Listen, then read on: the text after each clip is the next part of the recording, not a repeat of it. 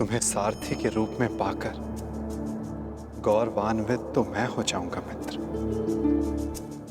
कृष्णा कहो या कर्ण कहो, है दोनों एक समान। ठीक है।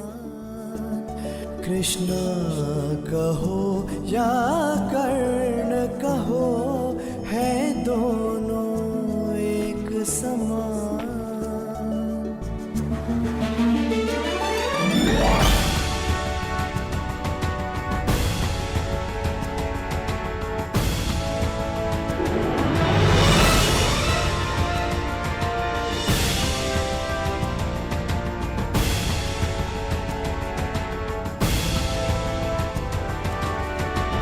कह दो मित्र, जो कुछ भी तुम्हारे मन में। आप ही पढ़ लीजिए ना केशव कि क्या है मेरे मन में। मैं तुम्हारा मन पढ़ सकता हूं मित्र, परंतु जैसे कि मैंने पहले भी कहा था, मुझे तुम्हारे मुख से सुनना अच्छा लगता है। अब कह भी दो मित्र, क्या है तुम्हारे मन में? इस समय जो मेरे मन में चल रहा है वो ये है कि आपने मुझे पांडवों के पक्ष में आने का प्रस्ताव दिया था। हाँ, और तुमने उस प्रस्ताव को अस्वीकार कर दिया था। हाँ, परंतु मैंने कभी नहीं सोचा था कि मेरा ये निर्णय मुझे आपके विपक्ष में खड़ा कर देगा केशव। आपको तो युद्ध का परिणाम पता है ना केशव। किसी अनहोनी के होने से पहले उसका ज्ञात हो जाना, क्या वो आपको पीड़ा नहीं देता केशव? मनुष्य संतोष से इसलिए जीता है क्योंकि वो नहीं जानता कि अगले पल क्या होने वाला है। वो नहीं जानता कि वो जीवित रहेगा या वो मर जाएगा। परंतु यदि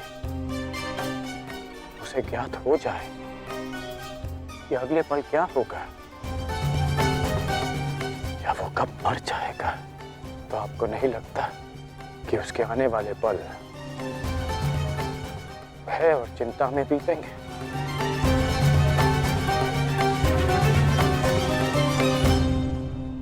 ये सोच पर निर्भर करता है अंगराज। यदि मनुष्य को अपना अंत ज्ञात हो तो हर वो क्षण जिसे हम व्यर्थ करते हैं, उन क्षणों को जिया भी जा सकता है। इस नदी को देख रहे हो? इस बहती नदी को पता है कि अंततः इसे सागर में जाकर मिल जाना। अधिक ज्ञान पीड़ादायी नहीं होता मित्र।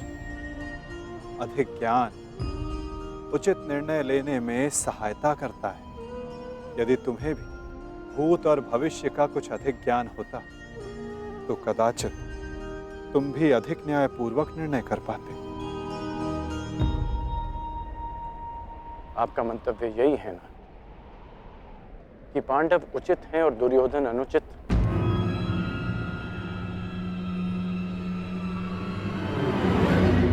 क्षमा कीजिएगा, परंतु मैं आपकी इस बात से सहमत नहीं हूं।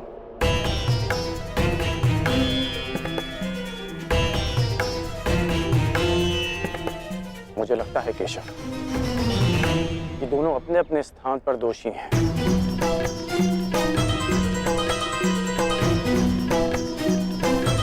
और इसी कारण से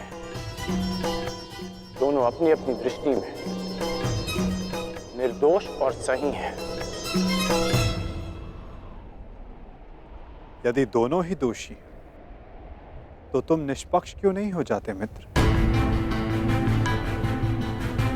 क्योंकि मुझे लगता है कि दुर्योधन युधिष्ठिर से कहीं अधिक सक्षम शासक सिद्ध होगा। इतने अधर्म करने के पश्चात भी? हाँ, क्योंकि वो युधिष्ठिर की भांति धर्मराज होने का ढोंग नहीं करता। आप ही बताइए केशव कि जिसने स्वयं की पत्नी को दांव पर लगा दिया हो, जिसने द्यूत के कुचक्र से निकलकर स्वयं को द्यूत में फिर से फंसा लिया हो, वो कैसा धर्मराज?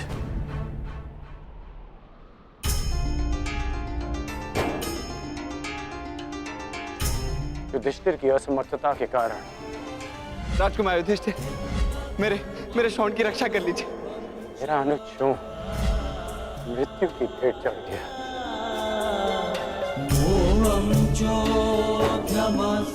जब मुझे सूतपुत्र कहकर रंगभूमि की स्पर्धा में भाग लेने के लिए अयोग्य घोषित कर दिया गया था, राजकुमार के साथ द्वंद्व की अनुमति एक सूतपुत्र को नहीं दी जा सकती।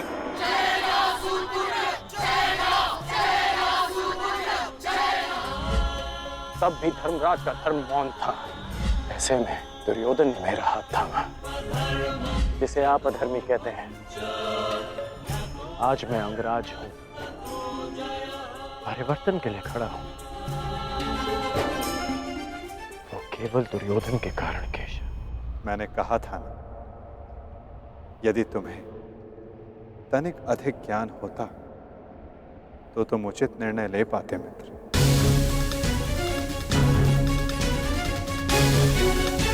मैं समझा नहीं। तुम सदा स्वयं को सूतपुत्र समझते आए होकर, और यदि तुम्हारा ये ज्ञान मिथ्या हुआ तो? मिथ्या? हाँ कर, क्योंकि तुम्हें तो पता ही नहीं कि तुम वास्तव में हो कौन। मुझे ज्ञात है कि मैं कौन हूं, और मुझे गर्व है कि मैं अधिरथ पुत्र कर्ण हूं, राधे पुत्र कर्ण हूं, सूत पुत्र कर्ण हूं।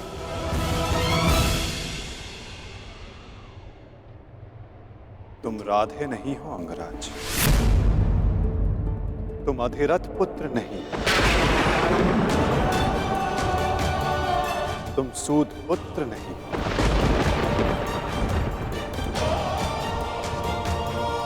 तुमने कभी ये नहीं सोचा कर्ण कि एक सूत पुत्र के शरीर में दिव्य स्वर्ण से मड़ित कवच और कुंडल क्यों है?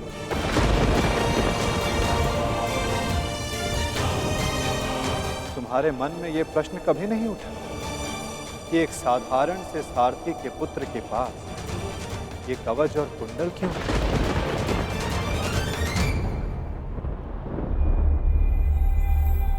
क्या तुम ये सोचकर कभी व्याकुल नहीं होते कर्ण कि तुम शेष से इतने भिन्न क्यों हो? तुम सूर्य पुत्र कर्ण, सूर्य पुत्र कर्ण, सूर्य पुत्र कर्ण, सूर्य पुत्र कर्ण।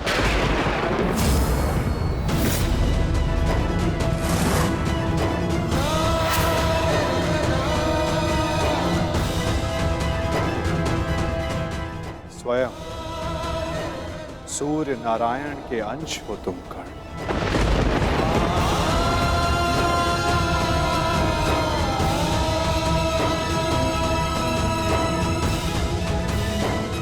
यह सत्य है, मेरे पिता अधिरथ हैं,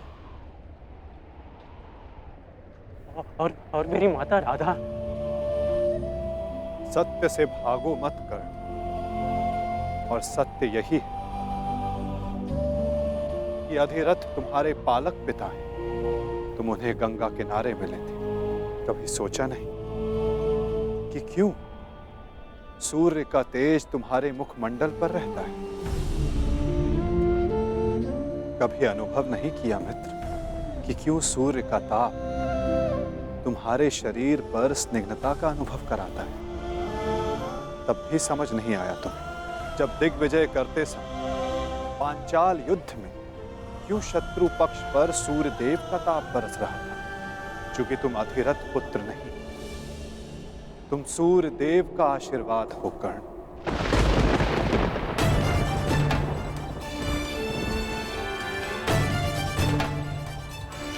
यदि मैं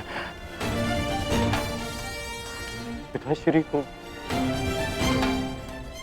गंगा किनारे मिला था तो मेरी माता कौन है?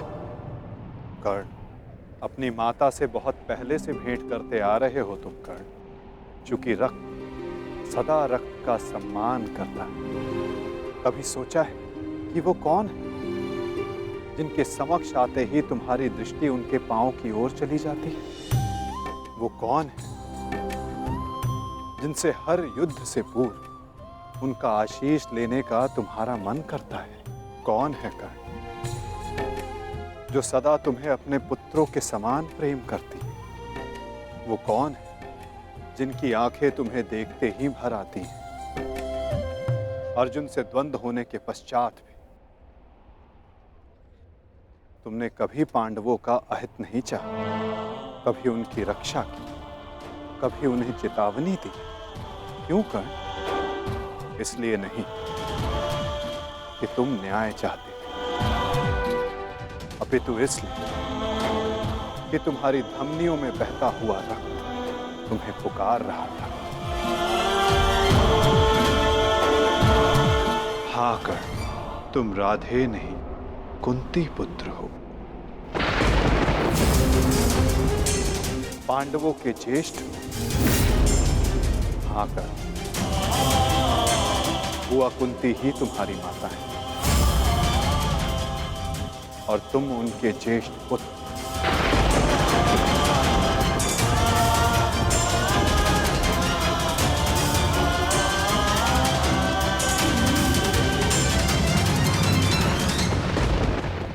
ये सत्य नहीं है। कह दीजिए केशव कि यह सत्य है। आप चाहते हैं ना कि मैं पांडवों के पक्ष में हो जाऊं, अपने मित्र का साथ छोड़ दूं, इसलिए आप मेरे साथ छल कर रहे हैं। हाँ, आप छल कर रहे हैं मेरे साथ। यदि मेरा कथन तुम्हें छल लगता है मित्र, तो जाओ स्वयं उनसे जाकर पूछो जिनके नाम से तुम संसार को अपना परिचय देते। भद्र, अधिरथ और देवी राधा से जाकर पूछ लो।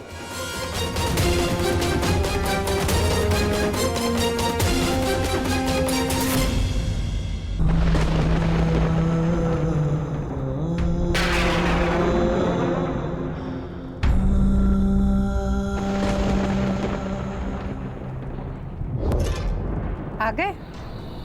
उचित समय पर पहुंच गए। आओ भीतर आओ।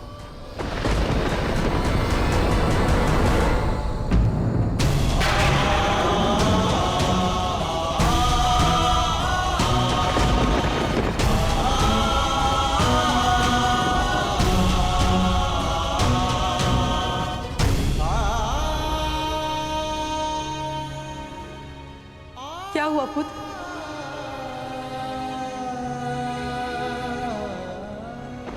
तुम राधे नहीं हो अंगराज, तुम सूर्य पुत्र कर्ण हो।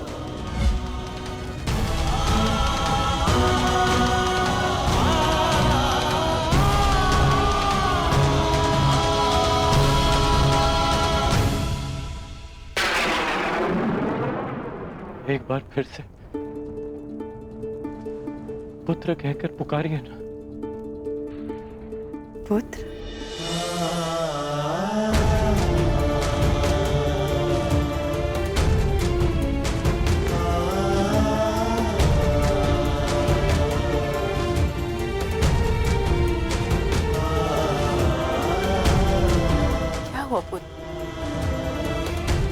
तुम इतने व्यथित क्यों हो? क्या हुआ? मैं व्यथित था, अब नहीं हुआ था। मैं समझ गया कि ये वासुदेव का खेल है। वो मेरे साथ खेल खेल रहे हैं माता। खेल? कैसा खेल?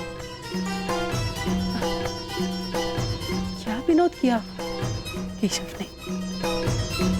बहुत भारी विरोध किया उन्होंने। उनका कहना है कि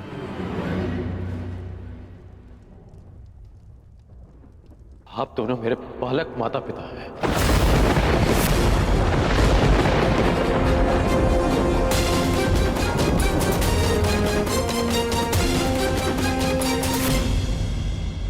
मैं पिताश्री को गंगा तट पर मिला था।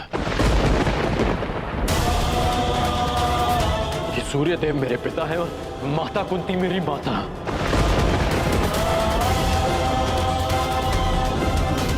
परंतु मुझे विश्वास है कि यह सत्य है।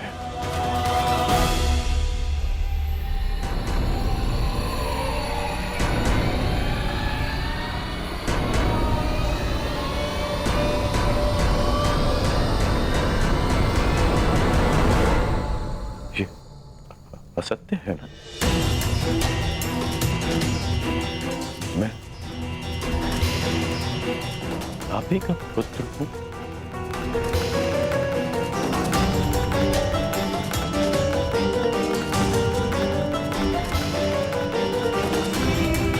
मैं आप ही का पुत्र हूं ना?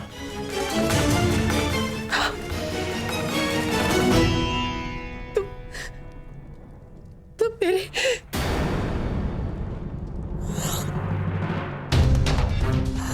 क्या हुआ माता?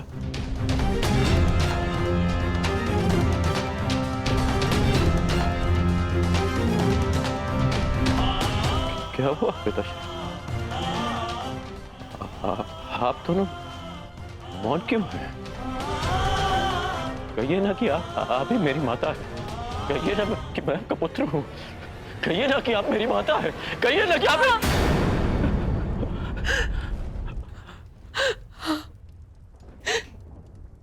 मैं तुम्हारी माता हूं।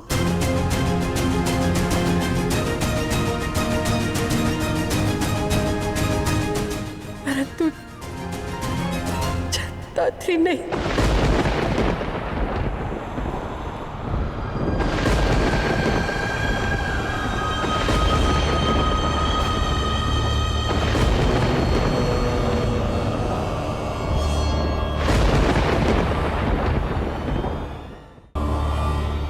मैंने तुम्हें जन्म नहीं दिया।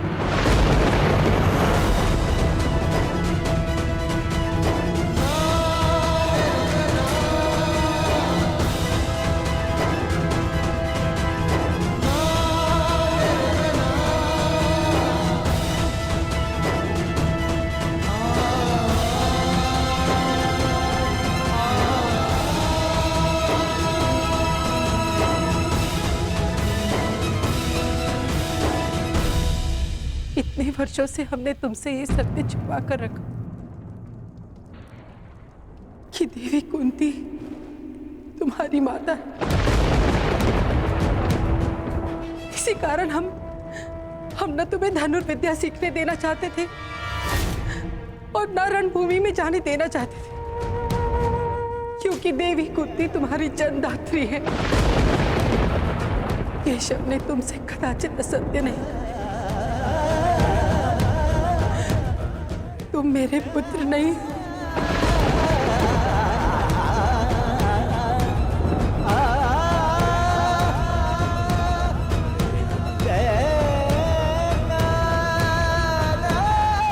मैं तुम्हारी माता नहीं हूं।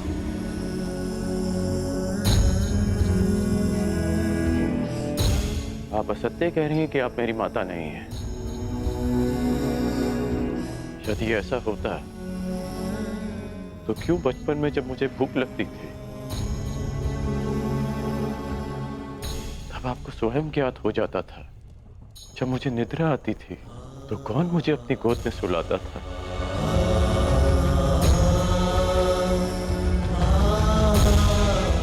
आप ही ना। जब मैं शिक्षा पूर्ण कर घर वापस लौटा तो आपको बिना ज्ञात हुए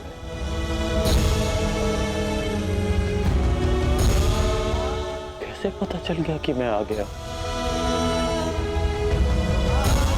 और आपने अधिक भोजन बनाया?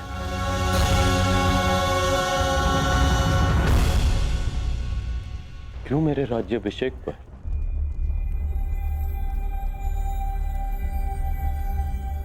पिताश्री के शपथ देने के पश्चात भी आप मुझे छुपकर देखने आई थी? जब मैं अंग जा रहा था तब क्यों मुझे परिवर्तन का आशीष दिया?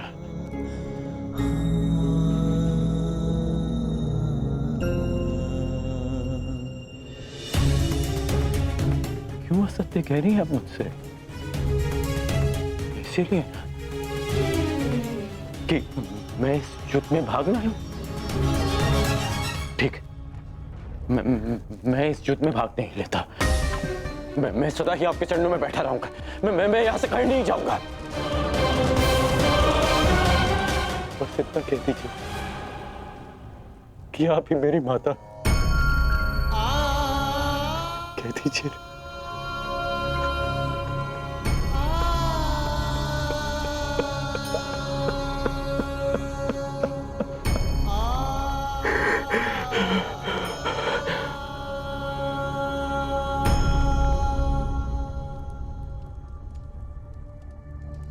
आपके अश्रुओं ने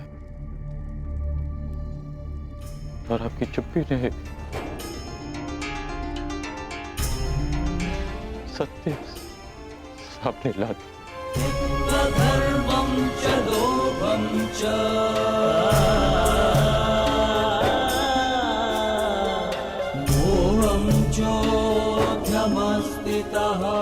धन्य है आप तो।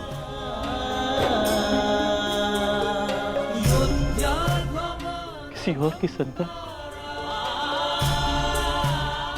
इतना प्रेम दे।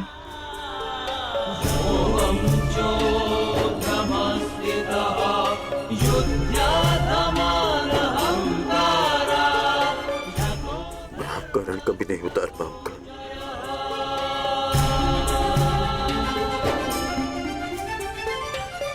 अब मेरा सत्य भी सुन लीजिए। मैं सदा प्राधिकरण ही कहलाऊंगा।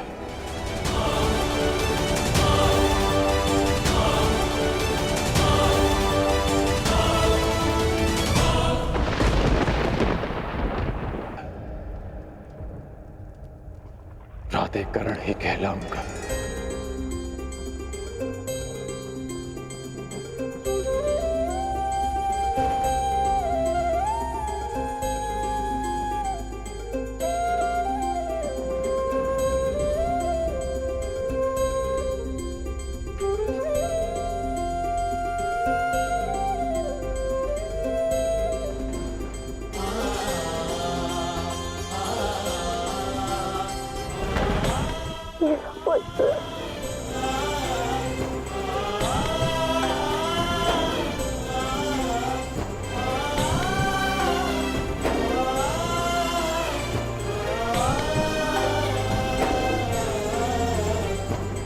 कहाँ जा रहे हो पुत्र?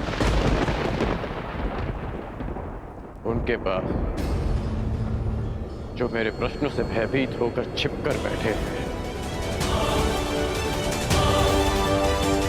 सूर्य देव के पास।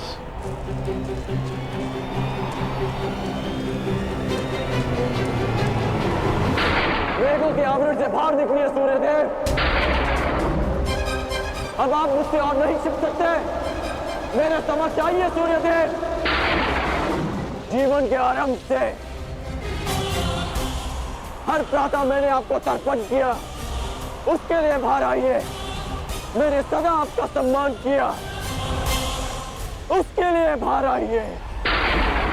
आपके कारण जो मेरा अपमान हुआ, उसके लिए बाहर आइए। एक कवच कुंडल मुझे देकर भी मेरे मन को जो भेदा है आपने, उस पीड़ा के कारण बाहर आइए।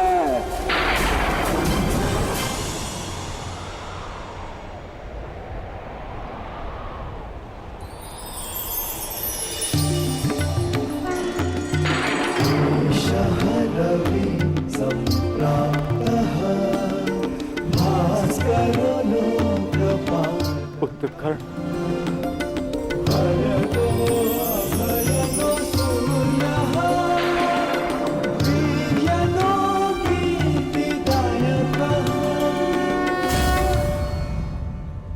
ये तो मैं जान गया कि मैं आपका पुत्र हूं। आगे कहिए सूर्यदेव। पुत्र मैं विवश था, तुम्हारे जन्म के लिए भी और तुम्हारी पहचान छिपाने के लिए भी।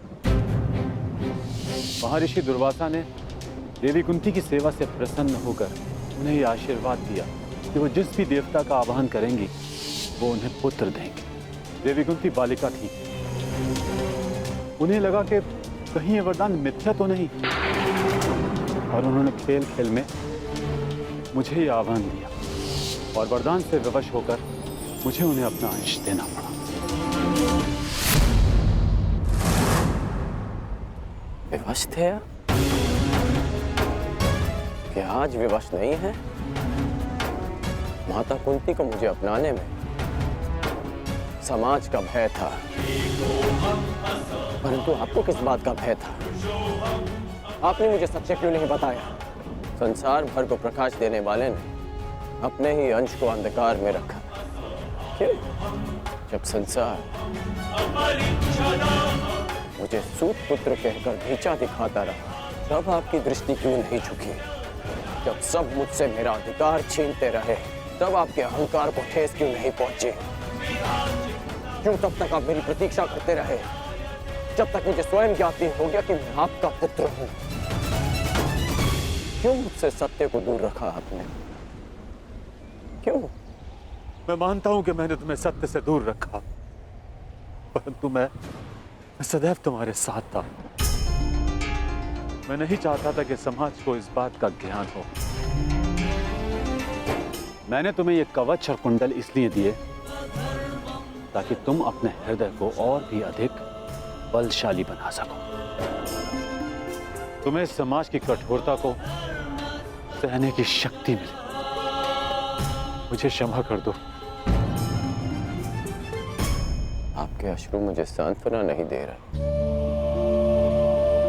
अपितु भान करा रहे हैं कि मैं आपके लिए केवल एक फूल के अतिरिक्त और कुछ नहीं था।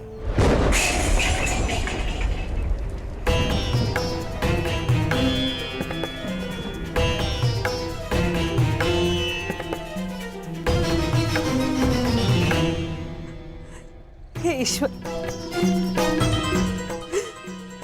मेरे पुत्र की सहायता करना।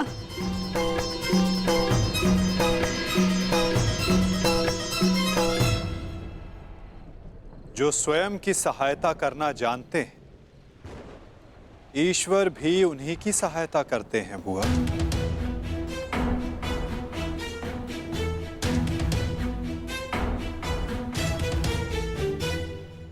मैं सदा आपकी पूजा करता रहा, आपको तर्पण देता रहा, और भविष्य में भी मैं ऐसा ही करूंगा।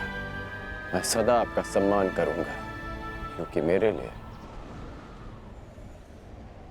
आप सदैव सबसे शक्तिशाली रहे। मेरा मन मलिन है आज, परंतु मेरे मन में आपके प्रति कोई मैल नहीं। एक बार अपने मुख से आपके जाने का समय आ गया है। कल प्रातः आपको सबके जीवन को अंधकार से निकालना है। विश्राम कीजिए पिताश्री। कल्याण हो तुम्हारा। ऐसी अवस्था में भी तुमने अपने पिता को तृप्त किया। धन्य हो तुम दानवीर कर्ण।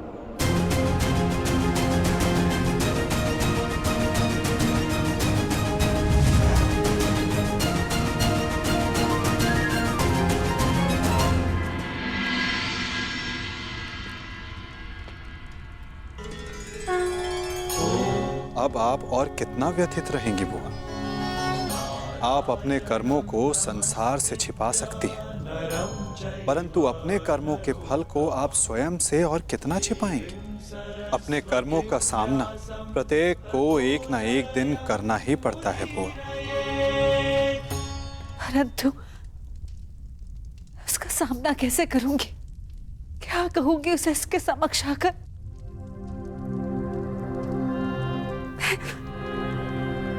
मैं कैसे उसे समझाऊंगी कान्हा? क्या ये सब इतना सरल है? यदि सब कुछ इतना सरल होता तो जीवन जीवन नहीं होता बुआ। मनुष्य को अपने भय का, अपने अतीत का सामना करना ही पड़ता है। और ये भेंट जितनी शीघ्र हो, मन से बोझ उतनी ही शीघ्र उतर जाएगा बुआ। जाइए बुआ, समय आ गया है सत्य का सामना करने का। समय आ गया आपको आपके ज्येष्ठ पुत्र से मिलने का।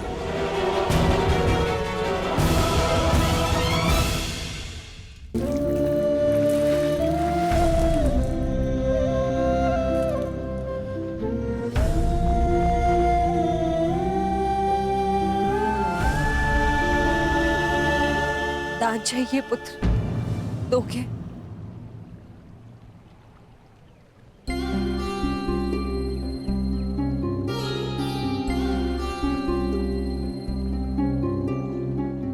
सुना है, प्रातःकाल सूर्य को अर्घ देते समय यदि तुमसे कोई कुछ भी मांगे तो तुम कभी मना नहीं करते, उसकी इच्छा पूरी करते हो। इसलिए मैं भी कुछ मांगने तुम्हारे समक्ष आई हूं कि इस दुर्भाग्यशाली माता को क्षमा दान दे पाओगे पुत्र?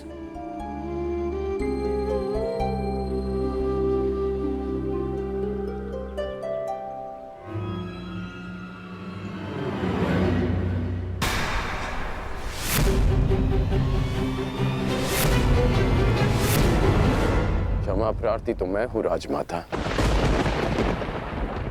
राजमाता, ऐसा मत कहो पुत्र। क्यों? क्या अनुचित कह दिया मैंने? ये कि सत्य जानने के पश्चात भी मैं आपको राजमाता क्यों कह रहा हूं? मैं आपके गले क्यों नहीं लग रहा हूं? आपके चरण स्पर्श कर आपको माता और जननी क्यों नहीं पुकार रहा हूं? कहिए, क्या अनुचित कर रहा हूं मैं राजमाता? मैं आपको माता कहकर इसलिए नहीं पुकार रहा क्योंकि यह आपका कर्म फल है। आपने भी तो इसी भांति वर्षों तक ऐसा ही व्यवहार किया मेरे साथ, आशीष दिया, परंतु कभी अपना पुत्र कहकर नहीं पुकारा। अश्रु बहाए परंतु कभी मुझे गले से नहीं लगाया। कभी मुझे ममता नहीं थी। और आज वही माता मेरे समक्ष प्रेम जताने के लिए आ गई है। अधिकार का भाव कर्तव्य पूर्ण करने से मिलता है। आपने अपना कर्तव्य कभी पूर्ण नहीं किया। आज अधिकार जताने क्यों आ गई? मुझ पर आरोप लगाने से पूर्व मेरी व्याथा तो सुन लो पुत्र। मैं विवश थी जब तुम्हारा जन्म हुआ। मैं अविवाहित थी पुत्र। क्या करती मैं? मुझे तुम्हें त्यागना पड़ा। विश्वास मानो पुत्र, अनजाने में हुए अपराध का बोझ मैं आज तक अपने कंधे पे लिए हूँ।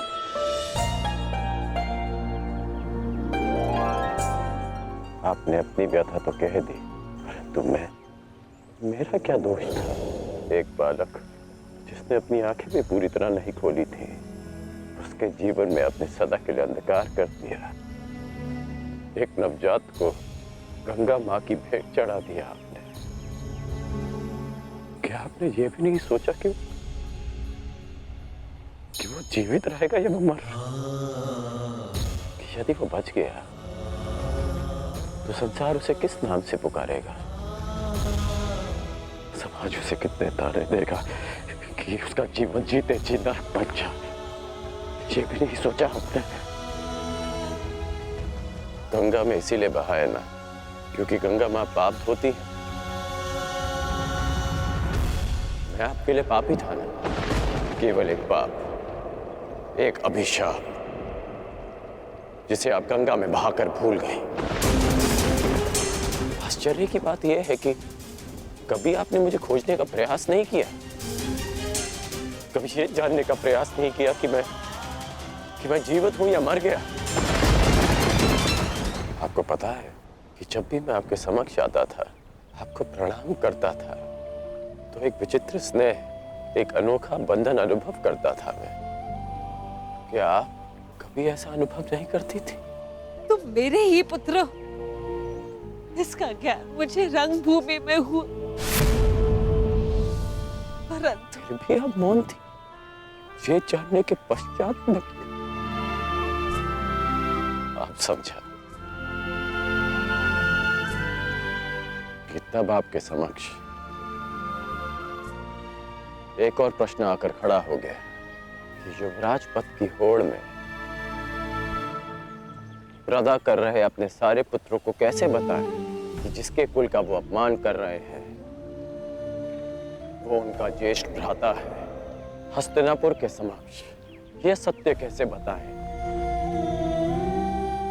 कि मैं आपकी प्रथम संतान हूं। बोलिए राजमाता, कि आज अचानक क्या हो गया? ऐसा मत कहो पुत्र। मैं नहीं चाहती कि मेरे पुत्र एक दूसरे का रक्त बहाए। मुझसे सहन नहीं होता पुत्र, मुझसे सहन नहीं होता। समझ गया कि आप यहाँ मेरे लिए नहीं, अर्जुन के लिए आई। कि आप मुझसे क्षमादान मांगने नहीं, अर्जुन का जीवन दान मांगने आई। मुझसे क्षमादान मांगने नहीं, अर्जुन का जीवन दान मांगने आई। आप यहाँ इसलिए आई कि मैं अर्जुन का वध ना करूं। ऐसा मत कहो पुत्र। मैं नहीं चाहती कि मेरा कोई भी पुत्र एक दूसरे का वध करे। ठीक है, समस्त हस्तिनापुर के समक्ष ये स्वीकार कर सकती हैं कि मैं आपका ज्येष्ठ पुत्र हूं।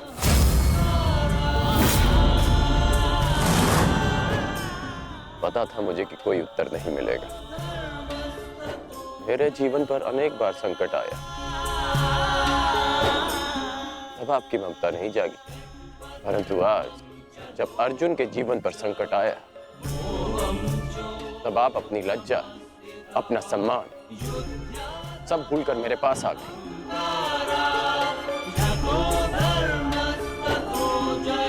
सत्य में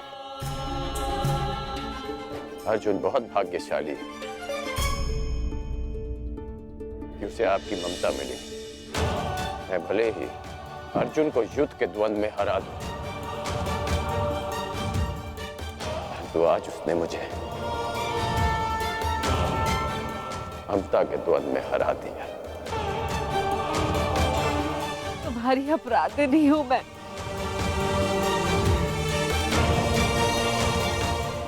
इस अपराध बोध को और मत बढ़ाओ। इस युद्ध में भाग मत लो पुत्र। अपने अनुजों से युद्ध मत लड़ो पुत्र। बस एक बार कह दो कि तुम मेरे पुत्र हो कर्ण। हाँ, मैं आपका पुत्र हूं।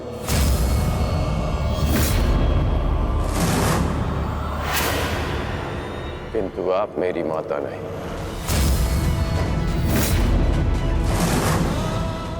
सदा स्मरण रखिएगा राजमाता कि इस सूत पुत्र की माता का नाम राधा है। मैंने अवश्य कौन्तेय बनकर जन्म लिया, परंतु संसार मुझे सदा राधे कर्ण के नाम से जानेगा। मैं सूर्य पुत्र कर्ण हूं, किंतु मेरे पिता का नाम अधिरथ है। मुझे स्वयं को सूर्य पुत्र के स्थान पर सूत पुत्र कहने में अधिक गर्व अनुभव होगा। आप माता हैं अर्जुन की, सभी पांडवों की, क्योंकि आपने उन्हें पाला पोसा, बड़ा किया, प्रेम दिया। और आश्चर्य की बात तो यह है कि आप आज भी उन्हीं की माता बनकर इस सूत पुत्र राधे कर्ण के पास आई हैं, यह आश्वासन पाने कि आपके पुत्र सुरक्षित रहे। मेरे द्वार पर आए किसी भी याचक को रिक्त हाथ लौटने नहीं दे सकता मैं, राजमाता। मैं आपको रिक्त हाथ लौटने नहीं दूंगा। मैं वचन देता हूं कि इस महाभारत के पश्चात आपके 5 पुत्र जीवित रहेंगे, केवल 5।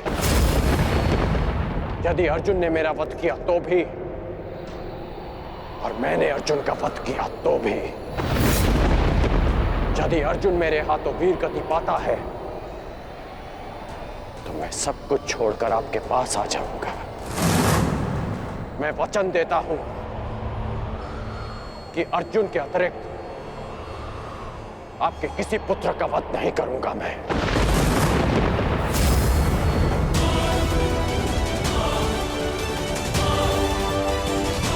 देता हूं कि अर्जुन के अतिरिक्त आपके किसी और पुत्र का वध नहीं करूंगा मैं। वचन देता हूं मैं। जाइए राजमाता, गंगा में त्यागे गए इस राधे के पास अब आपको देने के लिए कुछ और शेष नहीं।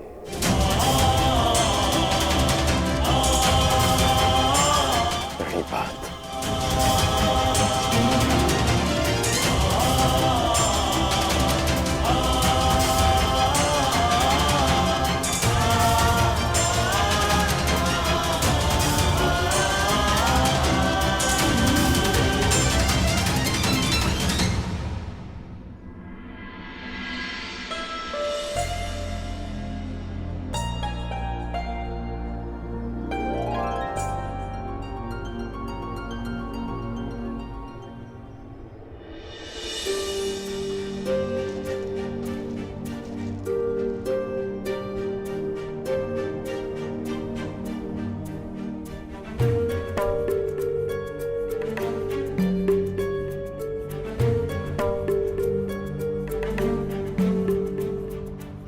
सत्य कल्पना से अधिक सुंदर भी हो सकता है और अधिक कष्टकारी भी।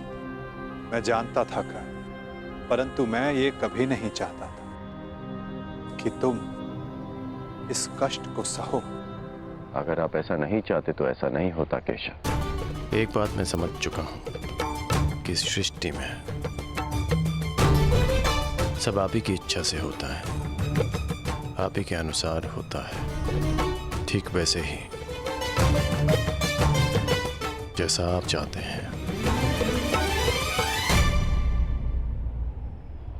पीड़ा केवल कष्ट नहीं देती मित्र, पीड़ा कभी कभी हमें उचित मार्ग चुनने में हमारी सहायता भी करती है। एक पीड़ा कभी कभी हमारे अन्य कष्टों का निवारण भी करती है। कर्ण, इस सत्य का भान होना तुम्हारे लिए उचित था, परंतु अब मैं तुमसे ये जानना चाहता हूं कि इस पीड़ा का तुम सकारात्मक प्रयोग कैसे करोगे। जिस सत्य ने मेरे जीवन को, मेरे विश्वास को नकारात्मकता से भर दिया,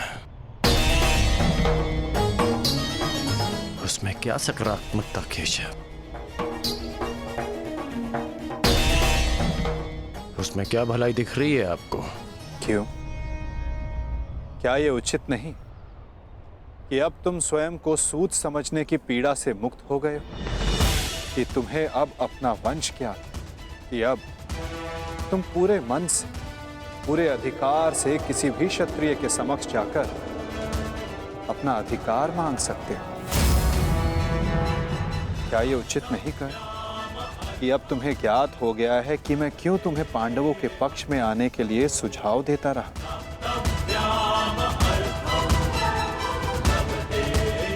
एक सत्य संसार बदल सकता है और अब तुम्हारा संसार बदल चुका है मित्र। तो क्या ये श्रेष्ठ नहीं कि तुम अपना पक्ष और निर्णय दोनों बदल दो? तुम सबसे ज्येष्ठ कौन्तेय होकर अर्जुन, भीम, युधिष्ठिर, इन सबसे ज्येष्ठ, और मुझे ये मानने में कोई संकोच नहीं कि तुम अर्जुन से अधिक श्रेष्ठ हो, परंतु ये दो शक्तियां, ये दो भाई विपक्ष में क्यों मित्र? यदि तुम और अर्जुन एक पक्ष में हो गए तो सृष्टि की कोई भी शक्ति तुम दोनों के समक्ष छोटी पड़ जाएगी।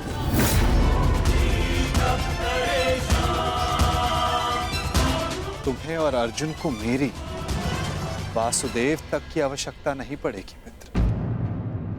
युधिष्ठिर तुम्हारा अनुज होगा और बाकी शेष पांडव भी।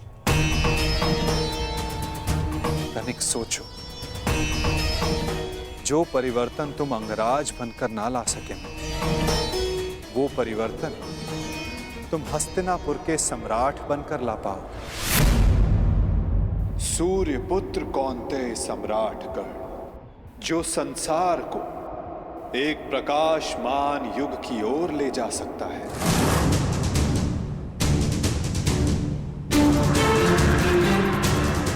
मैं केवल तुम्हारे भविष्य की बात नहीं कर रहा हूं कर्ण, मैं उस भविष्य की बात कर रहा हूं जिसकी हस्तिनापुर को आवश्यकता है। इस संसार को, इस मानवता को आवश्यकता है, और यही सबके हित में है मित्र।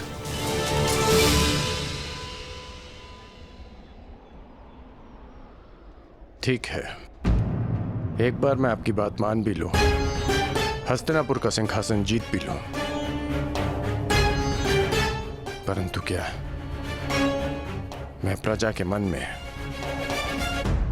सम्मान जीत पाऊंगा? नहीं। सूत पुत्र कहलाकर जितना अपमान सहा, सूर्य पुत्र बनकर उससे कहीं अधिक अपमान होगा मेरा। जिस हस्तिनापुर, जिस संसार की बात आप कर रहे हैं, वो मेरे विषय में सोचेंगे कि कितना अवसरवादी निकला मैं, कि राज्य का लालच पाते ही मैंने अपना पक्ष बदल डाला। मनुष्य का पक्ष, उसका विश्वास,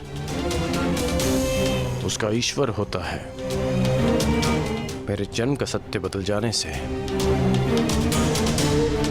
क्या मैं अपने ईश्वर को बदल डालूं?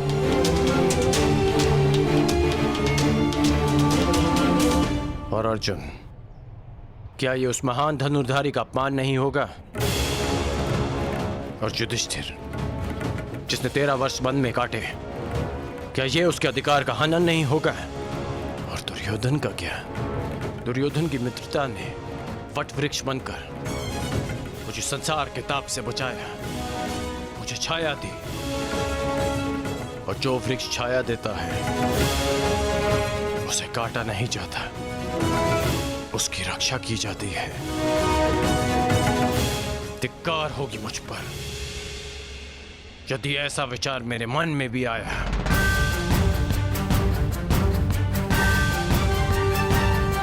मैंने आपसे पहले भी कहा है कि मैं जन्म में नहीं, कर्म में विश्वास रखता हूं। मैं कुल, वंश, जाति में नहीं, कौशल और पुरुषार्थ में विश्वास रखता हूं। जब मेरी जन्म माता ने मुझे त्यागा तो एक सूत ने मुझे पाल पोस के बड़ा किया। जब कुल और वंश ने मुझे फेंक दिया तब मेरे कौशल ने मुझे उभारा। जब मेरे संबंधियों ने मुझे पहचानने से अस्वीकार कर दिया तब दुर्योधन की मित्रता ने मुझे संभाला। सच कहूं तो आज मैं पहले से भी कहीं अधिक दुर्योधन का ऋणी हो गया हूं। और आप कह रहे हैं कि मैं अपना पक्ष बदल लूं?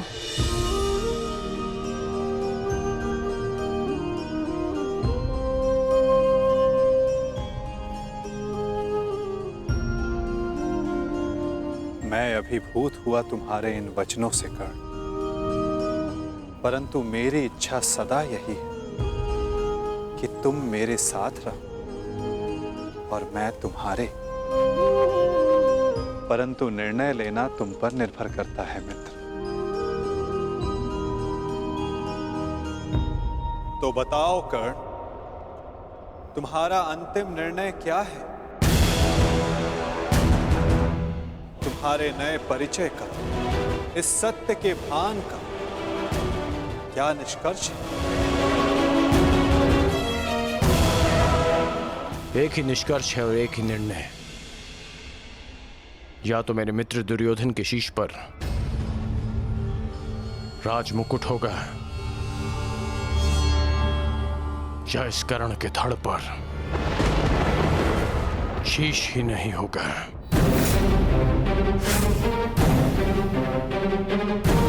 इसके अतिरिक्त और कुछ संभव नहीं है केशव।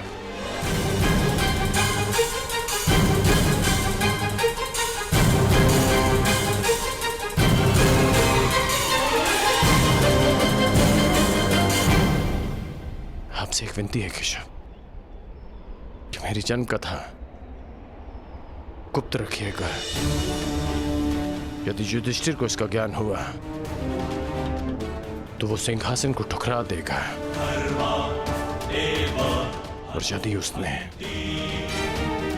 साम्राज्य मुझे सौंप दिया तो मैं उसे दुर्योधन को सौंप दूंगा। और यदि समाज को इसका भान हो गया तो वो माता कुंती को ठुकरा देंगे। इसलिए यह सत्य हमारे मध्य ही रहे, यही श्रेष्ठकर है। मैं चाहता हूं कि आप मेरी मृत्यु तक मुझे राधे कहकर पुकारें, कौनते ही नहीं।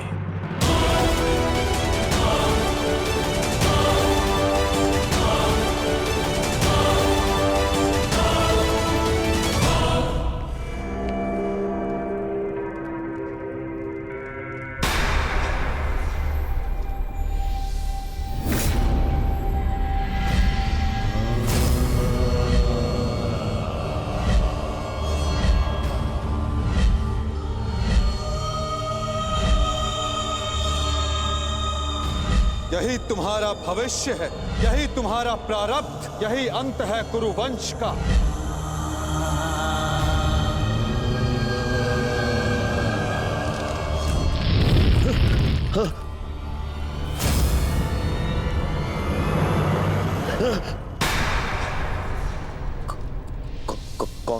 कौन है आप? ये क्या कह रहे हो दुर्योधन? मामा हूँ, मामा। नहीं ये कौन है आप मुझसे ये प्रश्न करने वाले?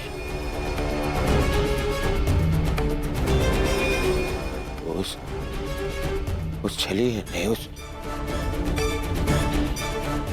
मायावी ने, ये देखिए, ये माया आकर गया है मुझ पे। एक भ्रम जाल में फंसा गया है मुझे। दुर्योधन को भयभीत कर गया है वो। और आप भी वहीं थे, हाँ? आपने क्या किया? अब खड़े खड़े मेरा अपमान देखते रहे। देखो दुर्योधन, तुम भूल रहे हो, वो मैं ही था जिसने उस वासुदेव को बंदी बनाने की योजना बनाई थी। मैं ही था वो। तो देखो, क्रोध करने का समय नहीं है ये। और तुम्हारा ये क्रोध मुझ पर बाद में करना, समझ गए? पहले इस बात से अवगत हो जाओ कि हस्तिनापुर में क्या घटित हो रहा है।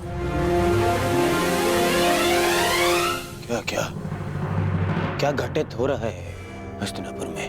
वही तो मैं तुम्हें कब से बताने का प्रयास कर रहा हूं, परंतु तुम हो कि सुन ही नहीं रहे हो।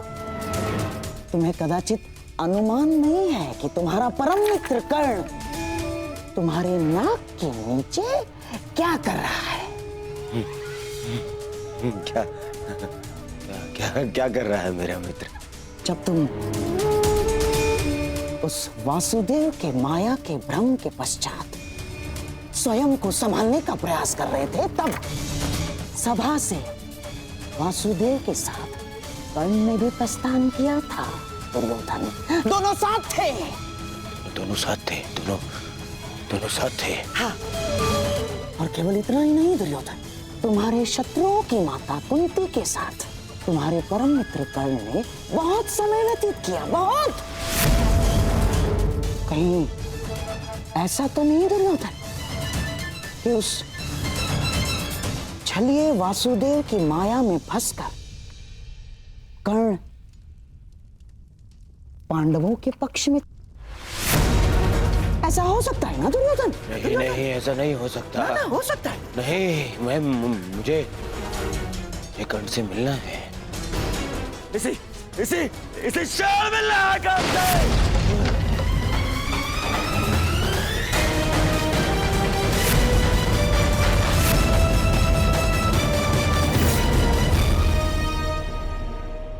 जीवन कितने खेल खेलती है ना हमारे साथ केशव, जीवन भर। जिसका वध करना चाहा, जिसे युद्ध में हराना चाहा, जिसका मान मर्दन करना चाहा, आज ज्ञात हुआ कि वो मेरा ही अनुज है। मैं अपने ही अनुज पर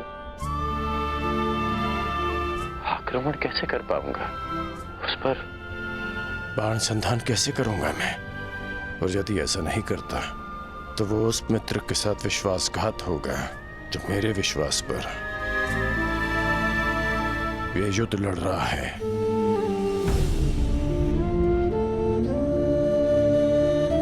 क्यों नियति हमारे साथ ऐसा खेल खेलती है?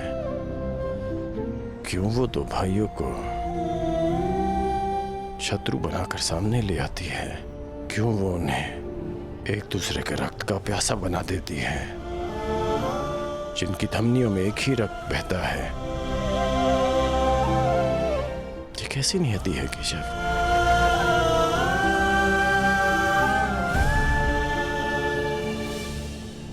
ये नियति नहीं मित्र, ये चुनौती है, ये एक परीक्षा है, या ये कहो स्वयं को सिद्ध करने का अवसर है। इतनी कठिन परीक्षा, इतनी कठोर चुनौती, इतना पीड़ादायक अवसर। मनुष्य अपनी परीक्षा नहीं चुनता कर्ण, ये परीक्षा है जो स्वयं अपना पात्र चुनती है। ये चुनौती है जो परखने के लिए स्वयं अपना पात्र चुनती है कवचधारी वीर। माटी के तट नदी की धीमी धारा के किनारे होते हैं और कठोर पाषाण को नदी के वेग से लड़ना होता है। एक सामान्य पाषाण को हथौड़ी और छेनी की मार सहनी होती, परंतु जिसे हीरा बनना हो उसे धरती के भीतर गहन दबाव और ताप को सहना होता है। माला बनने के लिए अपने हृदय को सुई से भिदवाना होता है। प्रकाश देने के लिए स्वयं को जलाना होता है। बांस सब होते हैं कर्ण, परंतु बांसुरी बनने के लिए तन पर घाव खाना पड़ता है।